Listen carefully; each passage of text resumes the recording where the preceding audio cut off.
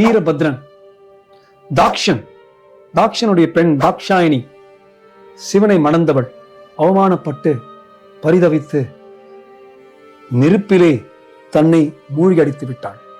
கோபம் கொண்ட சிவன் 2 பயங்கரமான உருவங்களை உருவாக்குகிறார். பிரத்யங்கரா தேவி, வீரபத்ரன். அந்த வீரபத்ரனை பத்தி தான் இப்ப நம்ம பேச போறோம். இந்த வீரபத்ரன் தாக்ஷன் சுத்தி இருந்த படைகளையும் வதம் செய்வதற்காக உற்பத்தி செய்யப்பட்ட ஒரு பயங்கரமான வலிமை வாய்ந்த அசுரன் போன்ற வலிமை வாய்ந்த ஒரு வடிவம் தான் வீரபத்ரன்.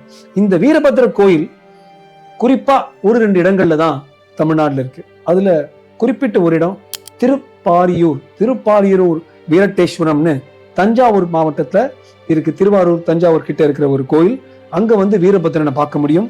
வீரபத்ரன் என்றாலே ஒரு பயங்கரம், வீரபத்ரம் என்றாலே ஒரு அச்சம். ஆனா எல்லாமே சிவனுடைய வடிவம் தான். சரியான நேரத்தில் நாம் உக்கிரத்தை கொண்டு வந்து வன்முறையையும் கையாள வேண்டும் என்று எப்படி பகவத்கீதையில போட்டிருக்கோ அதேதான் இங்கே சிவபெருமான் வீரபத்ரன் மூலமாக நமக்கு அதை சுட்டி காட்டுகின்றார். வீரபத்ரன் சிவனின் ஒரு வடிவம்.